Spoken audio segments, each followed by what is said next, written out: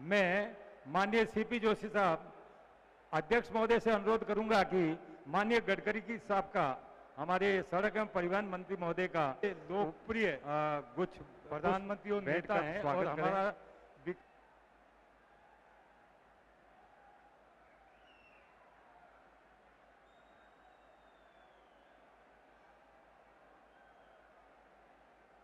स्वागत भाषण के लिए आपके यहाँ के स्थानीय लोकप्रिय सांसद और भारत सरकार में विधि मंत्री माननीय अर्जुन जी मेघवाल साहब से निवेदन करूंगा कि अपना स्वागत भाषण में। भारत माता की, भारत माता की। भारत के गौरव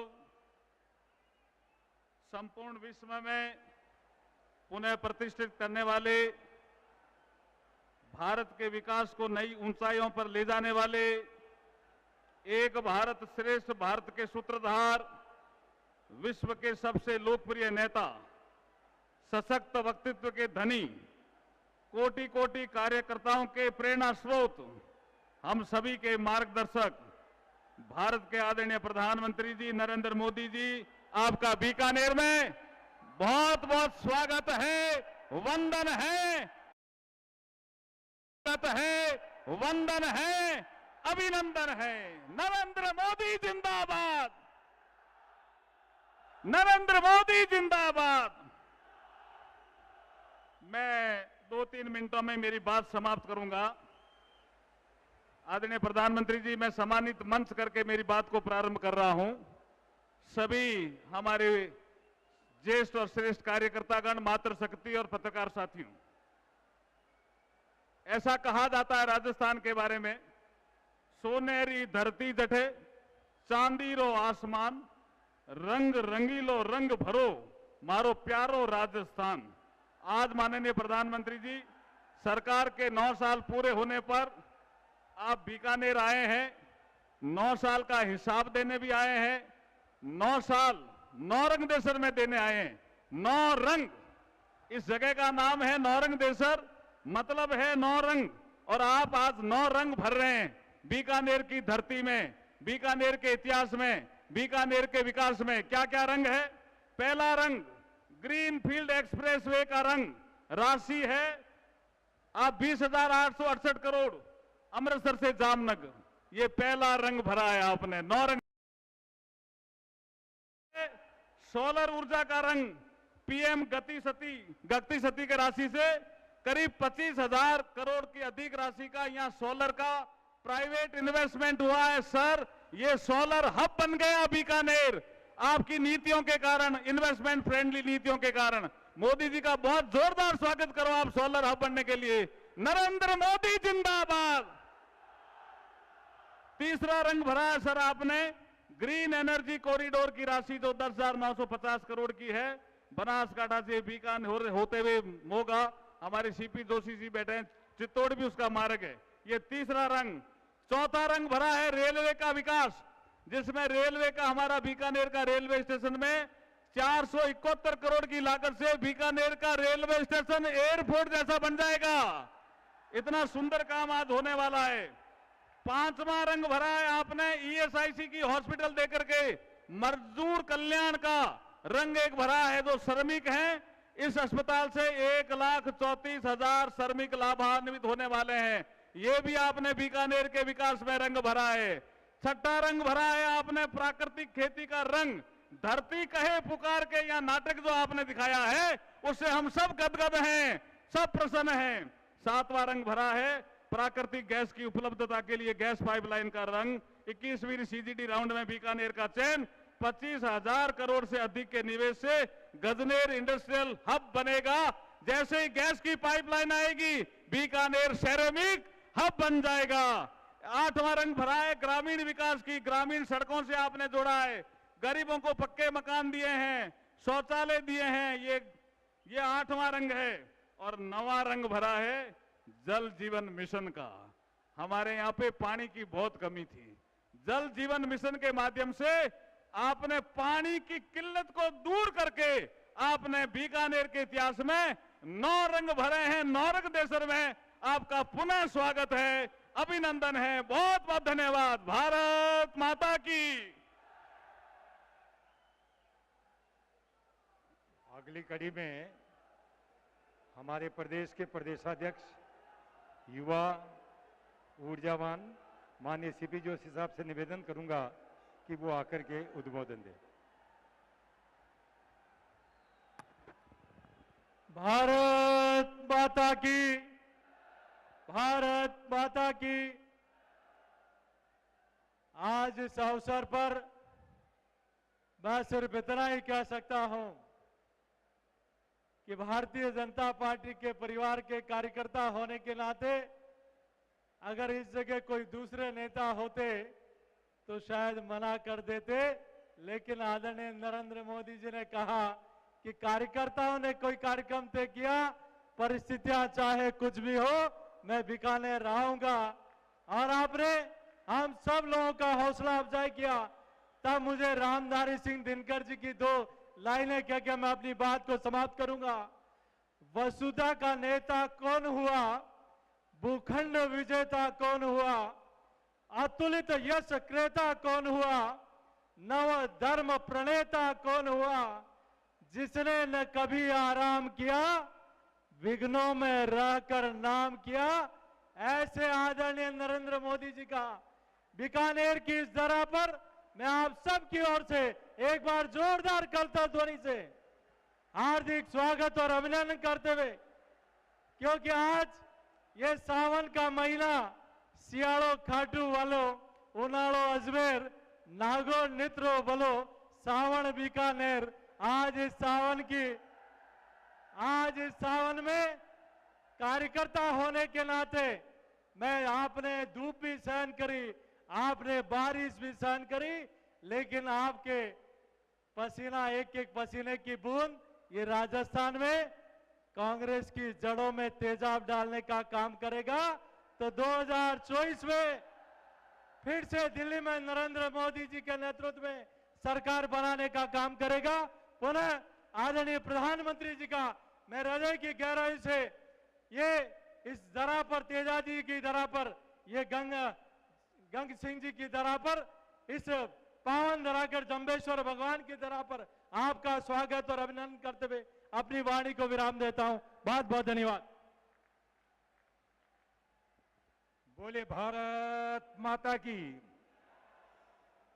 भाइयों और बहनों, जिस शख्सियत को, जिनको सुनने के लिए आप 5 घंटे से धूप में और उसके बाद में बारिश में डटे रहे, ऐसे दुनिया के सबसे लोकप्रिय प्रधानमंत्री, जिन्होंने हर वर्ग और हर व्यक्ति के लिए कोई न कोई योजना, कोई ऐसा हमारे में नहीं है जो इनकी योजनाओं से लाभान्वित नहीं हुआ। इसलिए मैं माननीय प्रधानमंत्री जी से अनुरोध करूंगा कि कृपया आप पधार कर अपना आशीर्वाद दें, हम सबको आशीर्वाद दें।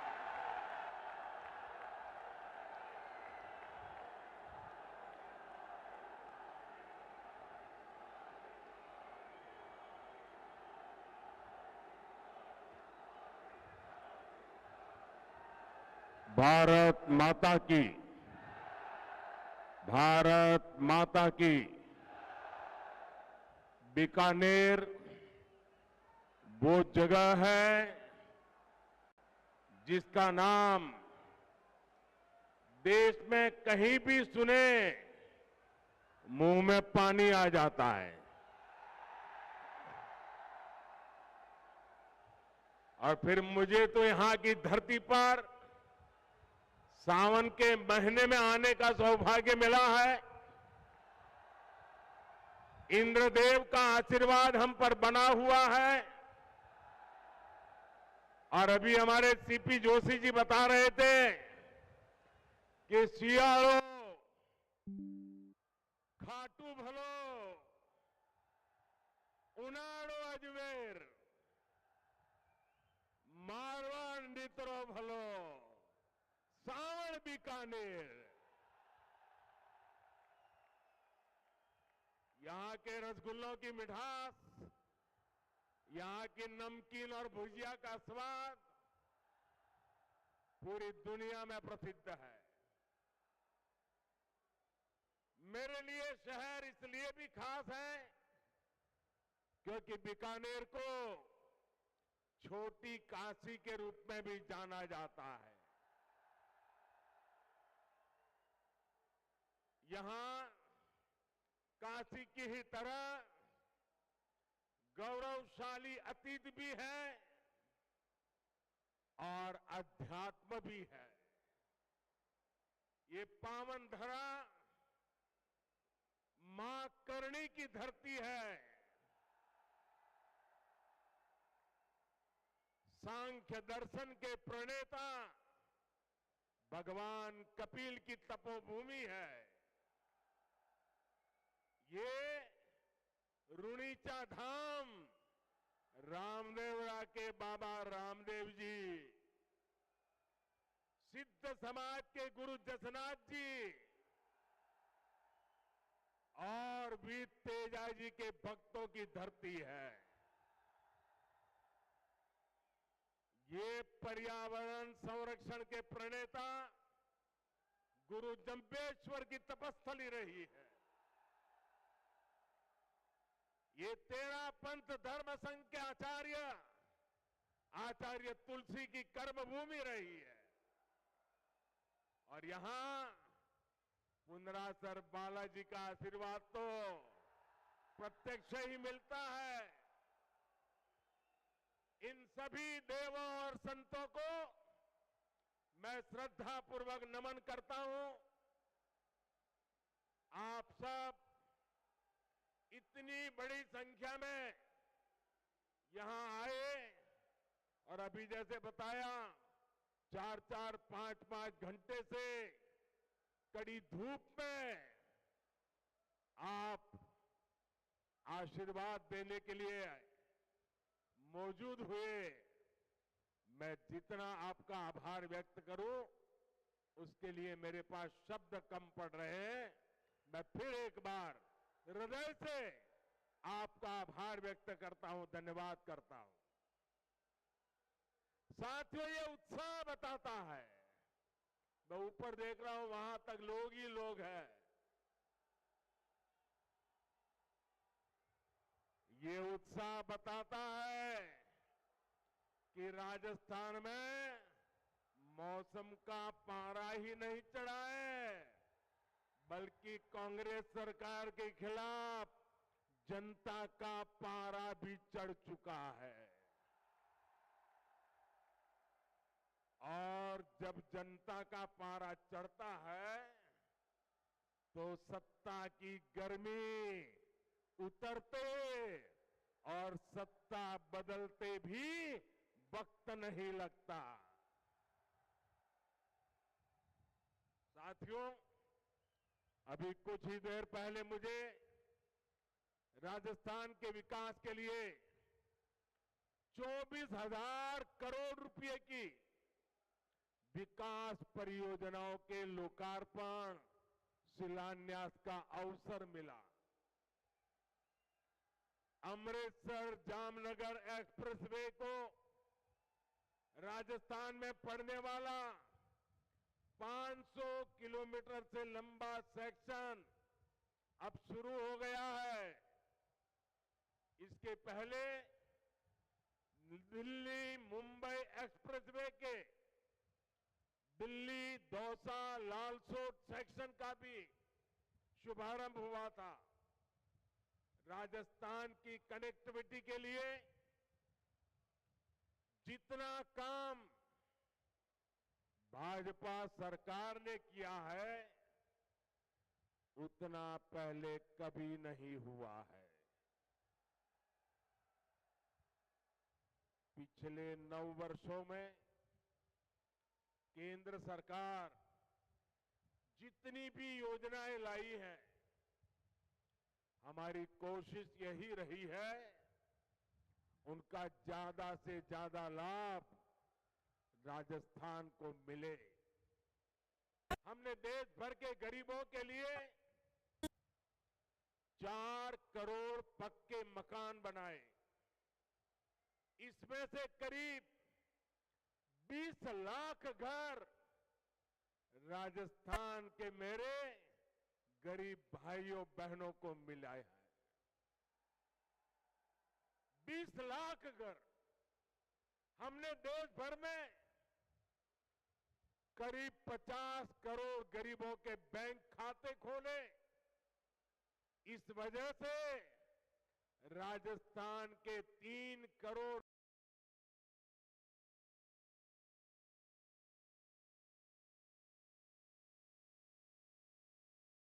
के मुश्किल समय में यही बैंक खाते गरीबों की सबसे बड़ी ताकत बने। भाई और बहनों, विकास पूरी तरह से जनता तक तब पहुंच पाता है जब देश और प्रदेश की दोनों सरकारें साथ मिलकर ईमानदारी से काम करें। पिछले 4 वर्षों में राजस्थान में हालात इसके बिल्कुल उलट रहे हैं।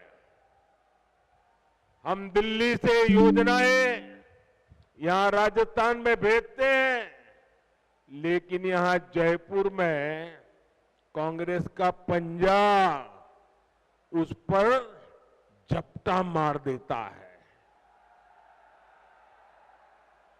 कांग्रेस को राजस्थान के लोगों की परेशानी से, आपकी दिक्कतों से कोई लेना देना नहीं है।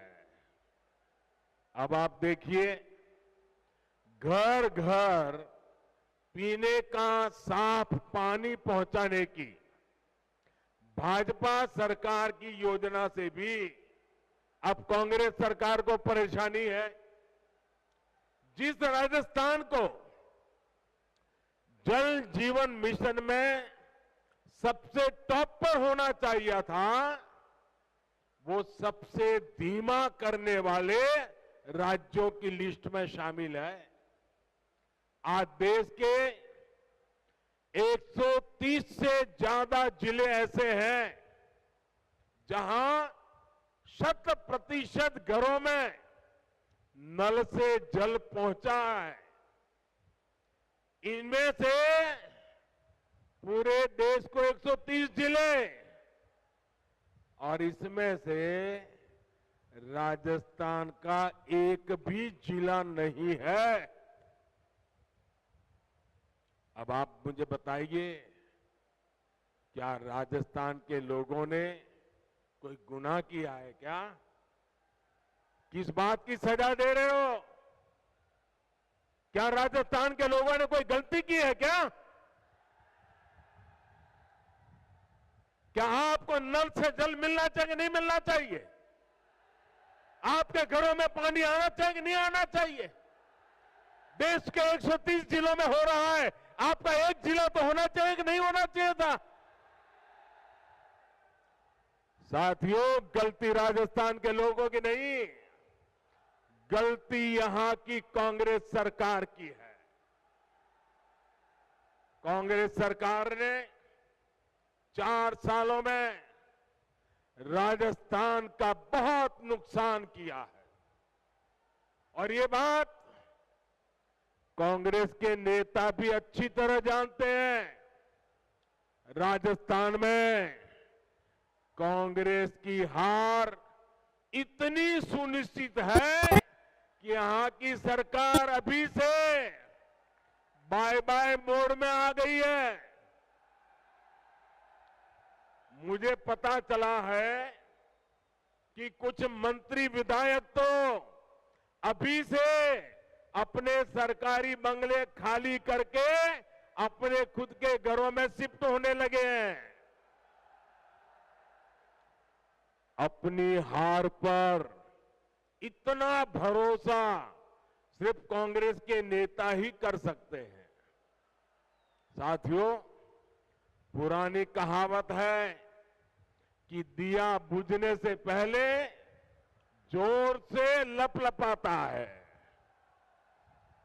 अपनी हार के डर से कांग्रेस भी ऐसा ही कर रही है। इसके लिए वो राजस्थान के लोगों को गुमराह करने पर उतर आई है। लेकिन भाइयों बहनों, आपको याद रखना है कांग्रेस का एक ही मतलब है। कांग्रेस मतलब, साथियों, आपका प्यार सर आंखों पर, आप आगे आने की कोशिश मत कीजिए। आपका प्यार मेरे सर आंखों पर। साथियों, कांग्रेस का मतलब है की आवाज जैसा तू झूठ का बाजार, लूट की दुकान, झूठ का बाजार। तेरा मेरा प्यार सुने उसमें लूट के इरादे और झूठ के पिटारे के सिवा और कुछ नहीं है। साथियों, कांग्रेस की झूठ और छलावे की राजनीति का शिकार सबसे ज्यादा राजस्थान का किसान हुआ है। आप मुझे बताइए, पिछले चुनाव में कांग्रेस ने किसानों का कर्ज माफ करने का वादा किया था। कांग्रेस ने वादा किया था। इनके नेता ने 10 दिन के भीतर भीतर कर्ज माफी की कसम खाई थी। क्या किसानों का कर्ज माफ हुआ? 10 दिन, 10 महीने और अब 4 साल कर्ज माफ हुआ क्या? किसानों को कुछ मिला क्या? यहां के किसान इतनी बड़ी मात्रा में बाजरा उत्पादन करते हैं। हमने मोटे अनाजों को श्री अन्न के तौर पर प्रमोट किया, दुनिया में पहुंचाने का बीड़ा उठाया है। बाजरा पड़ोस के हरियाणा में 2350 रुपये प्रति क्विंटल बिका, 2350 रुपया प्रति क्विंटल, और ज्यादा दूर नहीं हरियाणा में। और यहां राजस्थान में वही बाजरा किसान 1300 रुपये में बेचने को मजबूर हो गया। हमने राजस्थान के किसानों के लिए नर्मदा का पानी पहुंचाया। इन्होंने इसे रोकने में भी कोई कसम नहीं छोड़ी। किसानों से यही नफरत कांग्रेस की फितरत है, यही इनकी हकीकत है। साथियों, विकास के लिए यह जरूरी होता है कि सरकार ईमानदार भी हो और सरकार स्थिर भी हो। आज दुनिया में हिंदुस्तान का सम्मान बढ़ा है क्योंकि देश में आज एक स्थिर सरकार है। आपने स्थिर सरकार बना करके मुझे काम करने का मौका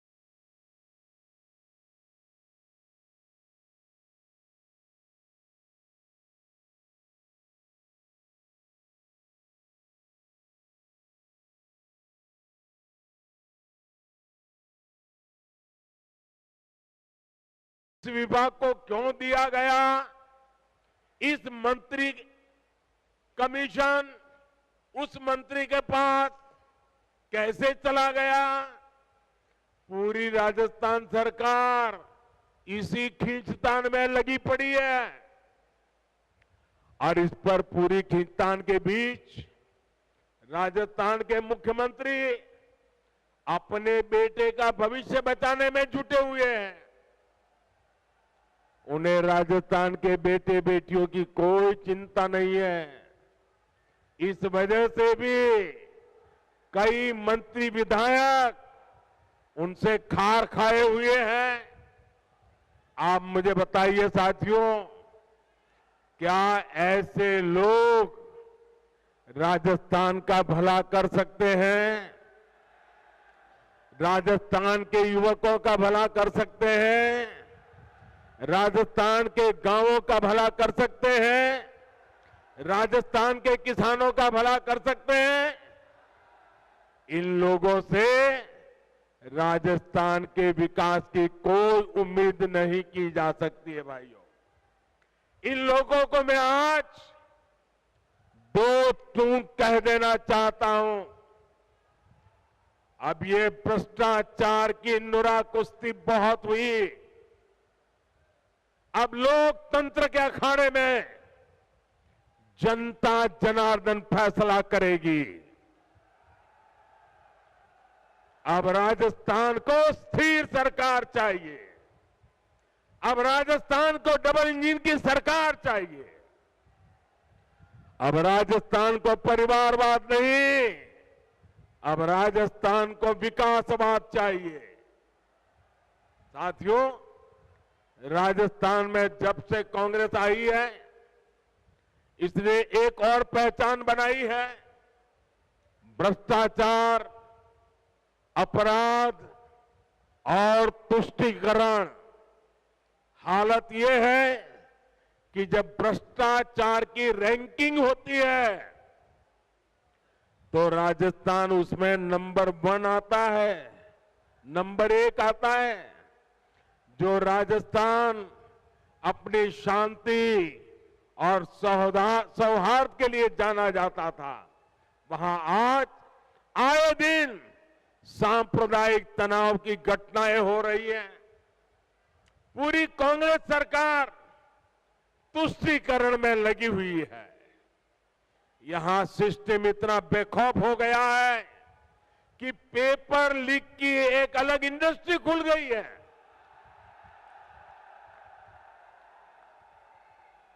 अब तक 17 बड़ी परीक्षाओं के पेपर लीक हो चुके हैं। यानी यहां युवाओं के भविष्य से खुलेआम खिलवाड़ हो रहा है।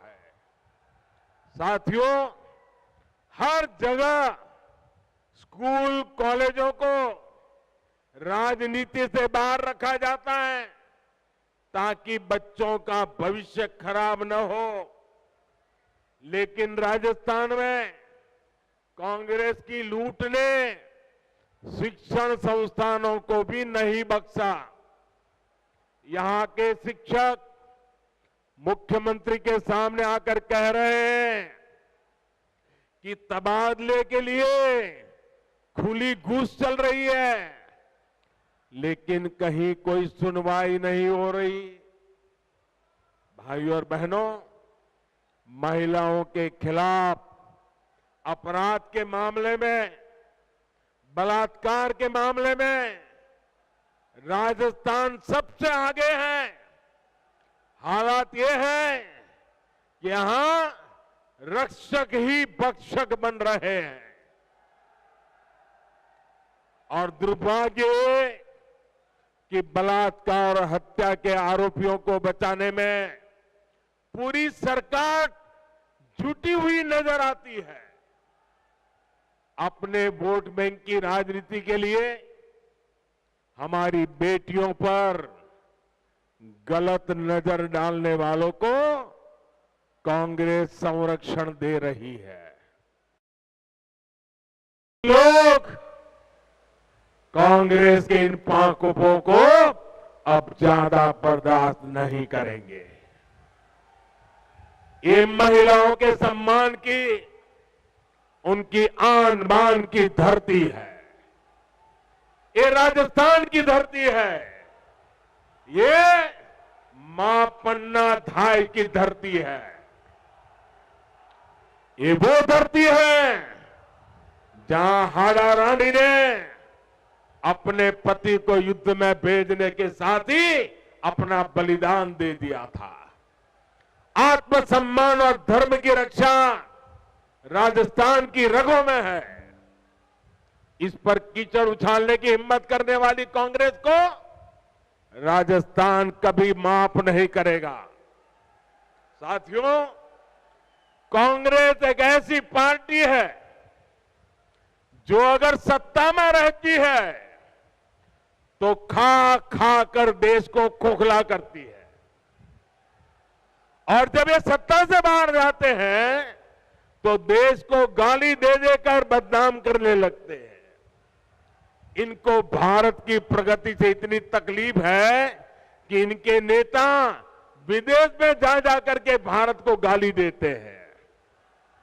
आपको याद होगा, जब जब देश की सेना ने शौर्य दिखाया है, तब तब इन्होंने सेना को भी नीचा दिखाने के लिए क्या कुछ नहीं बोला। सेना कहती है हमने पाकिस्तान में आतंकियों के अड्डे तबाह किए, सर्जिकल स्ट्राइक की, तो कांग्रेस कहती है कि सबूत दिखाओ। हमारी वायुसेना पाकिस्तान में एयर स्ट्राइक करती है तो ये कहते हैं कि कुछ हुआ ही नहीं। कांग्रेस को सेना और सैनिकों से हमेशा दिक्कत रही है। इसलिए वीरों की धरती राजस्थान, जहां से इतने युवा सेना में जाते हैं, उनसे कांग्रेस चिढ़ी रहती है। हमारी सेना के जवान कितने वर्षों से 1 रैंक 1 पेंशन की मांग कर रहे थे। वर्षों तक कांग्रेस की सरकारों ने उसकी उपेक्षा की। यही नहीं, सेना के काम में भी ये लोग झूठ और धोखेबाजी से बाज नहीं आए। 1 रैंक 1 पेंशन के लिए हजारों करोड़ रुपए की जरूरत थी, लेकिन कांग्रेस सरकार कागज पर केवल 500 करोड़ रुपए दिखाकर ओआरओपी को धोखा दे रही थी। हमारी सरकार ने 1 रैंक 1 पेंशन लागू किया। पूर्व सैनिकों को इसके तहत करीब 65,000 करोड़ रुपए मिले हैं। राजस्थान के भी हमारे करीब 1.25 लाख पूर्व सैनिकों को इसका लाभ मिला है। इससे पता चलता है कि भाजपा और कांग्रेस की सोच में क्या फर्क है, भाजपा और कांग्रेस की नीयत में क्या फर्क है। कांग्रेस अपनी सियासत के लिए देश के नुकसान और अपमान से कभी भी नहीं चूकती। भाजपा के लोग देश के लिए पद प्रतिष्ठा सब कुछ बलिदान करने से भी नहीं चूकते। साथियों, हमारा बीकानेर देश का सीमावर्ती जिला है। संकट के समय ये जिला सबसे पहले देश की रक्षा के लिए खड़ा होता है, लेकिन कांग्रेस सरकार ने इस जिले की भी उतनी ही उपेक्षा की है।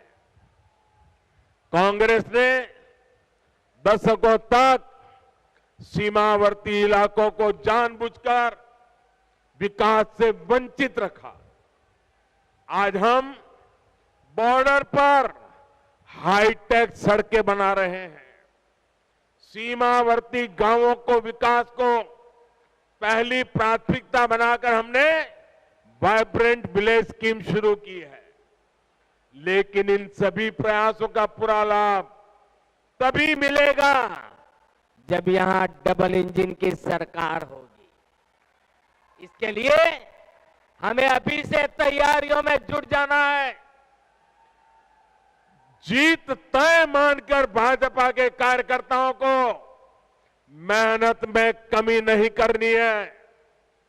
हमें दूसरे की कमजोरियों पर नहीं, अपने परिश्रम पर भरोसा करना है। साथियों, मैं पिछले दिनों राजस्थान में जहां जहां गया, जो जनसैलाब मैंने देखा है, राजस्थान के लोगों का जो मक्कम निर्धार देखा है, इसलिए मैं आज दावे से कहता हूं कि बहुत ही जल्द राजस्थान की सरकार का जाना तय है। साथियों, आप इतनी बड़ी संख्या में आए, मुझे भरोसा है कि आप राजस्थान में डबल इंजन सरकार बनाने के लिए भी कोई कसर नहीं छोड़ेंगे। इसी विश्वास के साथ आप सभी का बहुत बहुत धन्यवाद। मेरे साथ पूरी ताकत से बोलिए, दोनों हाथ ऊपर करके बोलिए, भारत माता की, भारत माता की, भारत माता की। और जैसे अभी हमारे बीकानेर के सांसद मेघवाल जी नौ रंग की बात करते थे, इस नवरंग को चमकाने के लिए इस शुभ अवसर पर मैं आप सबसे आग्रह करता हूं, अपना मोबाइल फोन निकालिए, उसका फ्लैश चालू कीजिए और इस नवरंग का प्रकाश लोगों को पहुंचाइए। हर किसी के मोबाइल फोन का फ्लैश चालू कीजिए। शाबाश। दूर दूर तक हर एक के मोबाइल का फ्लैश चालू करिए। बोलिए भारत माता की, भारत माता की, भारत माता की। बहुत बहुत धन्यवाद।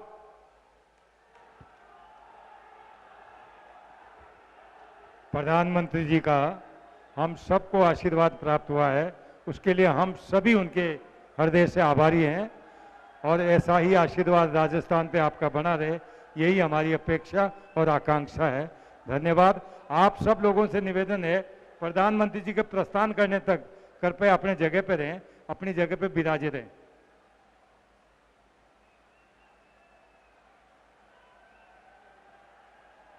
तो राजस्थान के बीकानेर